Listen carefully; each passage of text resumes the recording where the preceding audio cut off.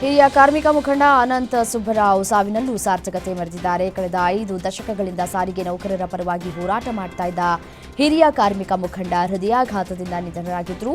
ಹಿರಿಯ ಮಗಳು ಮೊಮ್ಮಗ ಅಮೆರಿಕಾದಿಂದ ಬರಬೇಕಾಗಿದ್ದು ಇವತ್ತು ನಿಮಾನ್ಸ್ನಲ್ಲಿ ಅಂತಿಮ ದರ್ಶನ ಪಡೆಯಲಿದ್ದಾರೆ. ಸುಬ್ಬರಾವ್ ಇಚ್ಛೆಯಂತೆ ನಿನ್ನೆ ರಾತ್ರಿಯೇ ಅವರ 2 ಕಣ್ಣು, ಮೆದುಳು ಆಸ್ಪತ್ರೆಗೆ ದಾನವನ್ನು ಮಾಡಲಾಗಿದೆ.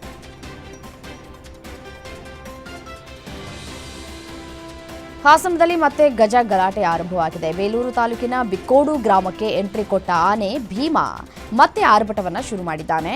ಲಿಂಗಾಪುರ ಎಸ್ಟೇಟ್ನಲ್ಲಿ ನುಗ್ಗಿದ ಭೀಮಾ ಕಾಂಪೌಂಡ್ನ ಕಬ್ಬಿಣದ ಗೇಟ್ ಮುರಿದು ಒಳನುಗ್ಗಿದ್ದಾನೆ. ಭೀಮಾ ಕಾಂಪೌಂಡ್ ಅನ್ನ ಧೂಳಿಪಟ ಮಾಡುವ ದೃಶ್ಯ ಸ್ಥಳೀಯರ ಮೊಬೈಲ್ನಲ್ಲಿ ಸೆರೆಯಾಗಿದೆ.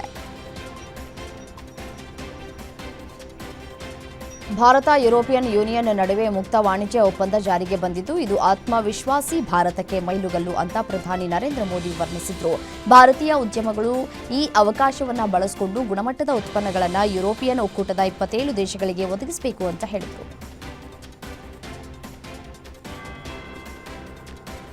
ಸಂಸತ್ತಿನ ಬಜೆಟ್ ಅಧಿವೇಶನಕ್ಕೂ ಮುನ್ನ ಮಾಧ್ಯಮಗಳನ್ನು ಉದ್ದೇಶಿಸಿ ಪ್ರಧಾನಿ ನರೇಂದ್ರ ಮೋದಿ ಮಾತನಾಡಿದ್ದಾರೆ. ನಮ್ಮ ಸರ್ಕಾರದ ವಿಶಿಷ್ಟ ಲಕ್ಷಣವೆಂದರೆ ಸುಧಾರಣೆ, ಕಾರ್ಯಕ್ಷಮತೆ ಮತ್ತು ಬದಲಾವಣೆ. ಈಗ ನಾವು ಸುಧಾರಣಾ ಎಕ್ಸ್‌ಪ್ರೆಸ್‌ನಲ್ಲಿದ್ದೇವೆ ಅಂತ ಪ್ರಧಾನಿ ಹೇಳಿದ್ದಾರೆ. ವಿಶೇಷವಾಗಿ ಯುವಕರ ಬಗ್ಗೆ ಎಲ್ಲ ಸಂಸದರಿಗೆ ರಾಷ್ಟ್ರಪತಿ ಮಾರ್ಗದರ್ಶನ ನೀಡೋದಕ್ಕೆ ಹಲವಾರು ವಿಷಯಗಳನ್ನು ಹೇಳಿದ್ರು. ಎಲ್ಲ ಸಂಸದರು ಇದನ್ನು ಗಂಭೀರವಾಗಿ ಪರಿಗಣಿಸಿದ್ದಾರೆ ಅಂತ ನನಗೆ ವಿಶ್ವಾಸವಿದೆ ಅಂತ ಮೋದಿ ಹೇಳಿದ್ದಾರೆ. ಮಾಜಿ ಪ್ರಧಾನಮಂತ್ರಿ ಮತ್ತು ಜೆಡಿಎಸ್ ರಾಷ್ಟ್ರೀಯ ಅಧ್ಯಕ್ಷರಾದ ಎಚ್.ಡಿ. ದೇವೇಗೌಡ ಅವರು ನರೇಂದ್ರ ಮೋದಿ ಅವರನ್ನ ಭೇಟಿ ಮಾಡಿ ಚರ್ಚೆ ನಡೆಸಿದರು. ಇದಾದ ನಂತರ ಸಾಮಾಜಿಕ ಜಾಲತಾಣದಲ್ಲಿ ಪೋಸ್ಟ್ ಮಾಡಿರುವ ಪ್ರಧಾನಿ ಮೋದಿ ಅವರು ದೇವೇಗೌಡರೊಂದಿಗಿನ ಭೇಟಿ ಅತ್ಯಂತ ಉತ್ತಮವಾಗಿತ್ತು ಅಂತ ಬರೆದುಕೊಂಡಿದ್ದಾರೆ. 2026-27ರಲ್ಲಿ ದೇಶದ ಜಿಡಿಪಿ ಶೇಕಡ 6.8ರಿಂದ ಶೇಕಡ 7.2ರಷ್ಟು ಬೆಳವಣಿಗೆ ನಿರೀಕ್ಷೆ ಇದೆ ಎಂದು ಹಣಕಾಸು ಸಚಿವೆ ನಿರ್ಮಲಾ ಸೀತಾರಾಮನ್ ತಿಳಿಸಿದರು. ಇವತ್ತು ಲೋಕಸಭೆಯಲ್ಲಿ 2026-27ರ ಕೇಂದ್ರ ಬಜೆಟ್ಗೆ ಮುಂಚಿತವಾಗಿ ಆರ್ಥಿಕ ಸಮೀಕ್ಷೆಯನ್ನು ಸಂಸತ್ತಿನಲ್ಲಿ ಮಂಡಿಸಿದರು. ಭಾರತದ ಆರ್ಥಿಕತೆ ಬೆಳವಣಿಗೆ ಹಣದುಬ್ಬರ, ಹಣಕಾಸಿನ ಸ್ಥಿತಿ, ಉದ್ಯೋಗ, ಸಾಲ, ವ್ಯಾಪಾರ ಮತ್ತು ಬಾಹ್ಯ ವಲಯದಲ್ಲಿನ ಪ್ರವೃತ್ತಿಗಳನ್ನು ಒಳಗೊಂಡಿದೆ ಅಂತ ತಿಳಿಸಿದರು. ಇನ್ನು ನಿರ್ಮಲಾ ಸೀತಾರಾಮನ್ ಫೆಬ್ರವರಿ 1ರಂದು ಸತತ 9ನೇ ಕೇಂದ್ರ ಬಜೆಟ್ ಅನ್ನು ಮಂಡಿಸಲಿದ್ದಾರೆ. 2027 ಹಣಕಾಸು ವರ್ಷದಲ್ಲಿ ಭಾರತದ ಆರ್ಥಿಕತೆ 6.8%ರಿಂದ 7.2%ರಷ್ಟು ಬೆಳೆಯುವ ನಿರೀಕ್ಷೆ ಇದೆ ಅಂತ ಆರ್ಥಿಕ ಸಮೀಕ್ಷೆ ಹೇಳಿದೆ. ಫೆಬ್ರವರಿ 1ರಂದು ಬಜೆಟ್ ಮಂಡನೆಯಾಗಲಿರುವ ಹಿನ್ನೆಲೆಯಲ್ಲಿ ಸಂಪ್ರದಾಯದಂತೆ ಹಣಕಾಸು ಸಚಿವೆ ನಿರ್ಮಲಾ ಸೀತಾರಾಮನ್ ಲೋಕಸಭೆಯಲ್ಲಿ ಆರ್ಥಿಕ ಸಮೀಕ್ಷೆಯನ್ನು ಮಂಡಿಸಿದರು.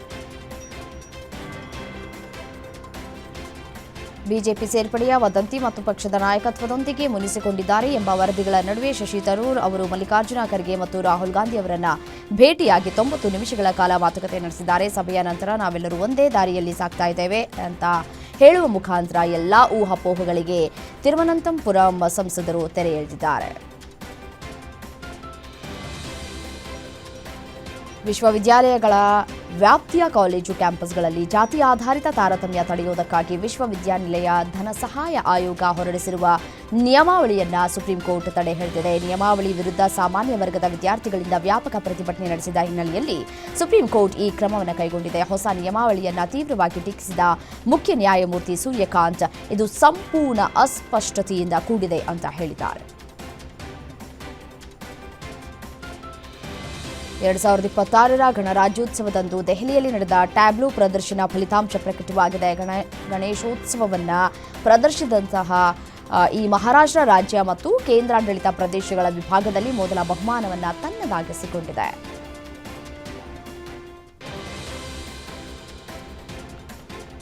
ಬುಧವಾರ ವಿಮಾನ ಅಪಘಾತದ ದುರಂತದಲ್ಲಿ ಮೃತಪಟ್ಟಿದ್ದಂತಹ ಮಹಾರಾಷ್ಟ್ರದ ಉಪಮುಖ್ಯಮಂತ್ರಿ ಅಜಿತ್ ಪವಾರ್ ಅಂತ್ಯಕ್ರಿಯೆ ಸಕಲ ಸರ್ಕಾರಿ ಗೌರವಗಳೊಂದಿಗೆ ನೆರವೇರಿದೆ. ಪುಣೆ ಜಿಲ್ಲೆಯ ಬಾರಾಮತಿಯಲ್ಲಿಯೇ ಅವರನ್ನ ಲಕ್ಷಾಂತರ ಅಭಿಮಾನಿಗಳ ನಡುವೆ ಅಂತ್ಯಕ್ರಿಯೆಯನ್ನ ನೆರವೇರಿಸಲಾಗಿದೆ. ಅಜಿತ್ ಪವಾರ್ ಅವರ ಪುತ್ರ ಚಿತೆಗೆ ಅಗ್ನಿಸ್ಪರ್ಶ ಮಾಡ್ತಾ ಇದ್ದಂತೆಯೇ ಸಾವಿರಾರು ಅಭಿಮಾನಿಗಳು ಅಜಿತ್ ದಾದಾ ಅಮರ್ ರಹೆ ಅಂತ ಹೇಳಿ ಘೋಷಣೆಗಳನ್ನು ಕೂಗಿದ್ದಾರೆ.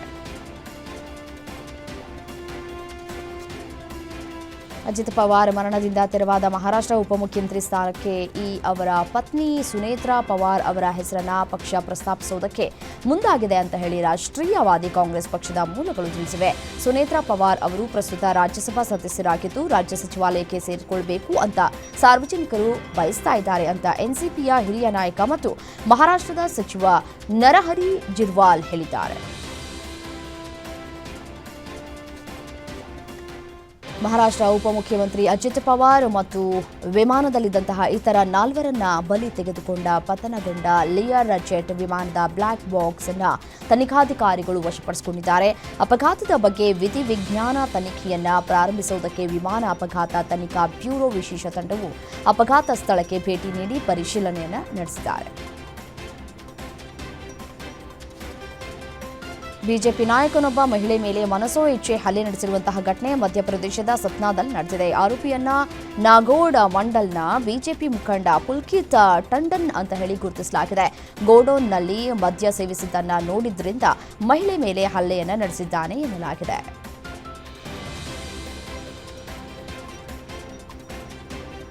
ಭಾರತ ದೇಶದ ಮೊದಲ semi high speed sleeper ರೈಲಾದ Vande Bharat sleeper Guwahati ಮತ್ತು ಹೌರಾ ನಡುವೆ ಈಗಾಗಲೇ ಸಂಚರಿಸ್ತಾ ಇದೆ. ಇದರ ಜನಪ್ರಿಯತೆ ಹೆಚ್ಚುತ್ತಾ ಇರುವ ಕಾರಣದಿಂದಾಗಿ ಭಾರತೀಯ ರೈಲ್ವೆ ಈ ರೈಲಿನಲ್ಲಿ ಹೊಸ ಪ್ರಯೋಗಗಳನ್ನು ನಡೆಸಬೇಕು ಅಂತ ಹೇಳಿ ಮುಂದಾಗಿದೆ. ಹೆಚ್ಚಿನ ಜನರಿಗೆ ಈ ಸ್ಲೀಪರ್ ರೈಲಿನಲ್ಲಿ ಸಂಚರಿಸುವುದಕ್ಕೆ ಸಹಾಯವಾಗಲಿ ಎಂಬ ಉದ್ದೇಶದಿಂದ ಈ ರೈಲಿನಲ್ಲಿ ಕೋಚ್ಗಳ ಸಂಖ್ಯೆಯನ್ನು ಹೆಚ್ಚಿಸುವುದಕ್ಕೆ ನಿರ್ಧರಿಸಿದೆ.